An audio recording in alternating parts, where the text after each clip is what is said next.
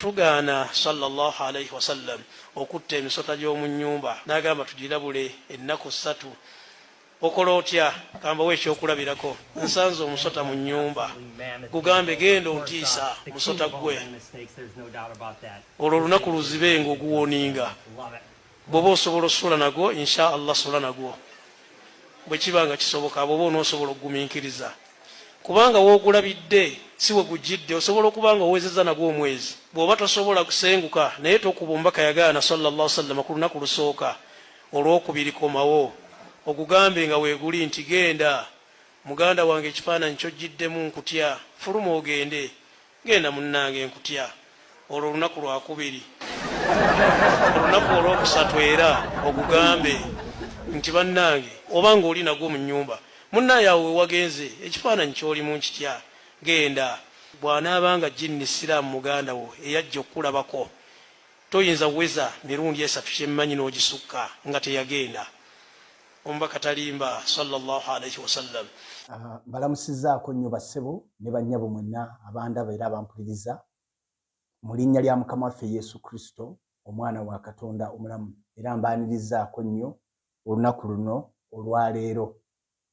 Bassebo ne bannyabo, buli kintu kyonna kinyuma era kiba kirungi bw'okibeeramu ng'otegedde amateeka agakifuga, oba mirimu oba nkolagana.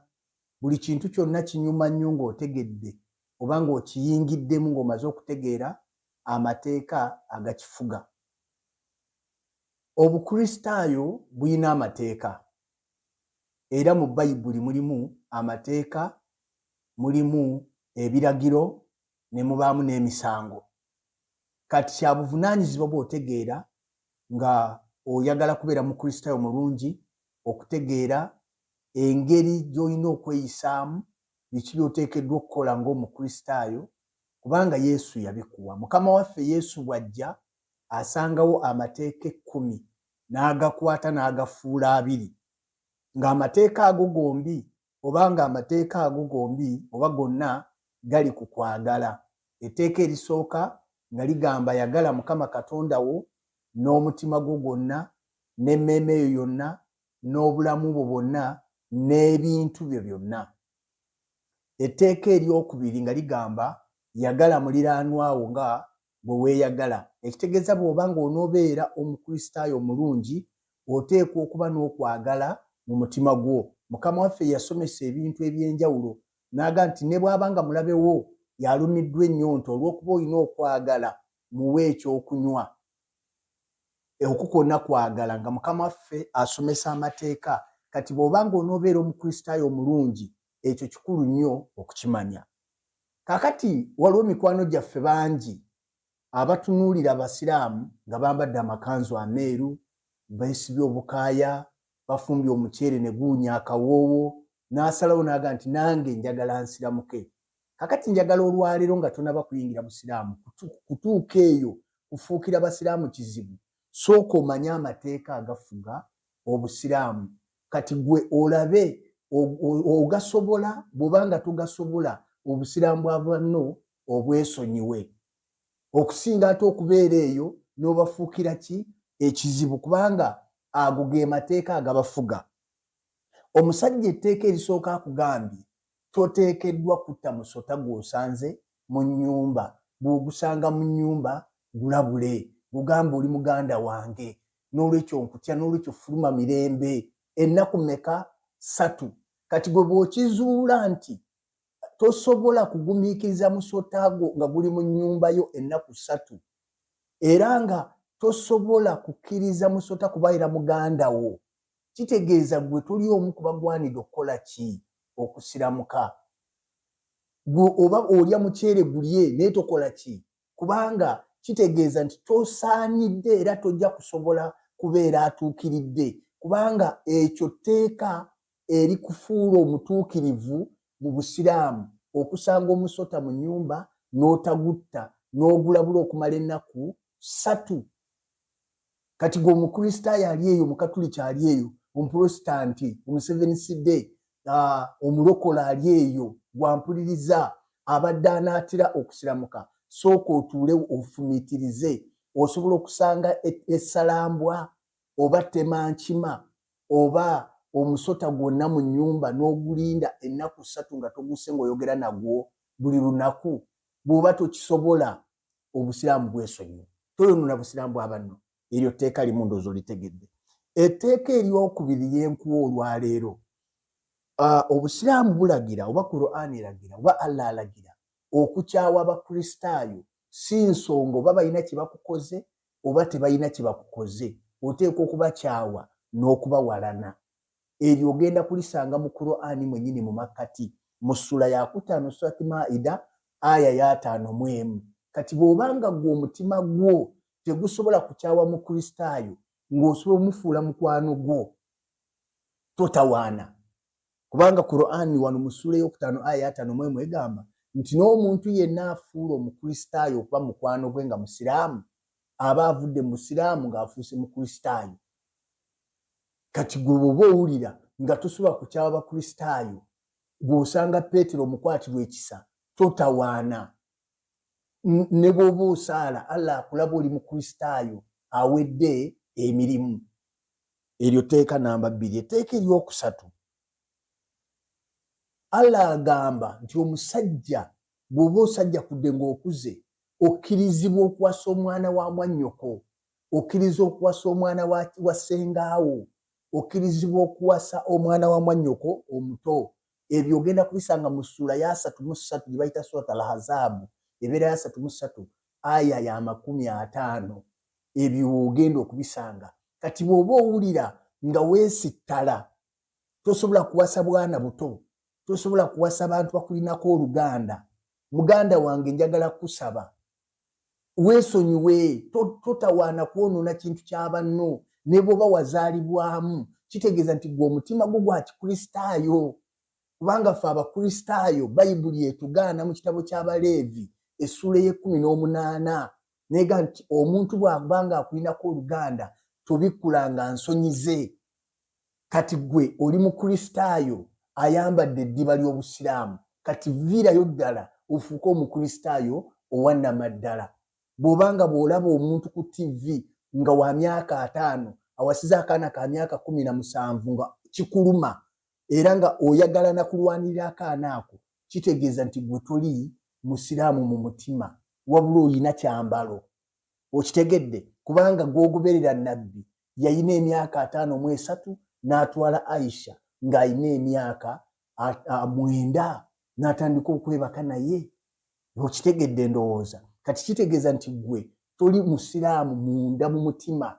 Ate jjukira nti ensi eno ya mwoyo gye twogerako, Katonda adiiringa na mitima. Okitegedde? Kati kitegeeza nti gwe oli mukristaayo, kati weggyeko akambalo kano ke weebisse ofuukire ddala omukristaayo wannamaddala. Katonda wa Bayibuli akwanirize ofuuke omwana mu bwakabaka bwe. Ekintu ekyokuna, mu busiraamu kya tteeka bw'oba olya emmere ng'oli mu kulya emmere ku ssowaani, oba oli mu woteeri, oba oli ku buko, oba oli luddawa, oteekwa okulya emmere nga okomba engalo. Kubanga obusiraamu tebukkiriza kuliisa fooko, ekyo no nakyo olina okimanya, olina kuliisa ngalo, olina okukomba engalo zo ate n'omala n'okomba n'essowaani n'ogyoza ng'omuntu bw'agiraba alowooza wagyozezza. Kati bw'oba owulira ebyo bikuswaza nga bya busiru, ng'olabira ddala si bya kitegeevu, nga tosobola kulya na mmere egudde wansi, kitegeeza nti gwe toli musiraamu mutuufu. Ekyo nno kankisome wano mu Riyaazi, kubanga ekintu bwe kiba kikwataganako hadiisi ojja kugamba nti kirabika omusajja alimba. Nsoma Riyaazi Swalihina hadiisi namba ya 1064 egamba nti Jabbeeri radhiyallahu anhu yagamba nti mutume wa Allah SAW yalagira okukombanga engalo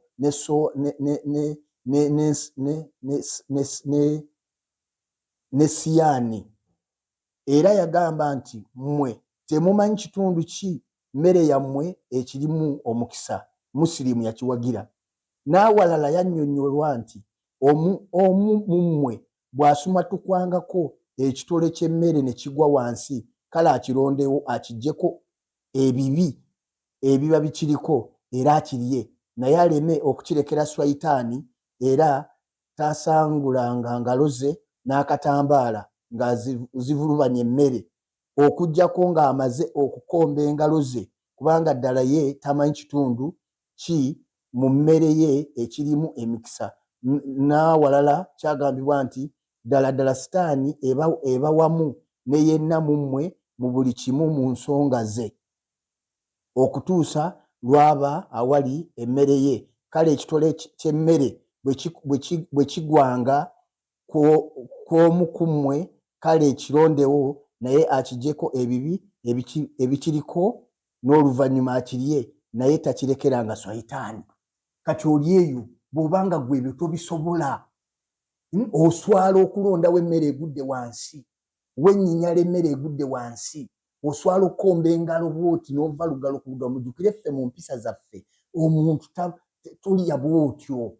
Kati gwe oba owulya ng'ebyo bikuswaza, kitegeeza nti gwe obusiraamu wabuvaamu dda kubanga oli mukafiiri mu maaso ga Allah.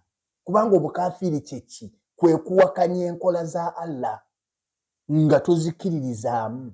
Kati gwe oli muwakanyi olwedde, owakanya Allah bye yateekawo, yagamba mukombe engalo, emmere bwegwa wansi mugirye. Kati lwoba nga tobikola ebyo, kitegeeza nti gwe oli muwakanyi namba emu, Allah akulaba ng'oli mukafiiri. Kati kikugasa ki okubeera mu katambaala k'obusiraamu ate nga Allah akulaba oli mukafiiri n'omaliza ng'ogenze mu geyeena bwe banga jjeri eya Allah? Lwaki tolokokera ddala? Lwaki tosalirawo ddala n'ojja eno gye bakugamba nti emmere bwegwa gisuule kasasiro? Kubanga n'endwadde nnyingi, emmere ejja kugendako obuwuka egudde wansi. Lwaki tosalawo n'olokokera ddala n'obiviiramu ddala ebyo ebintu ebikumalako emirembe? Kikugasa ki okwambala bwibwi n'otema empale naye nga Allah akulaba oli mukafiiri kubanga tosobola kukola bye yalagira? Ekisembayo, obadde okimanyi nti Allah yalagira n'agamba nti temukomolanga kubanga mu maaso ge anaatuuka gy'ali alina kubanga si mukomole. Kati gwe baakomola ogenda kuyingira mu ggulu lyani?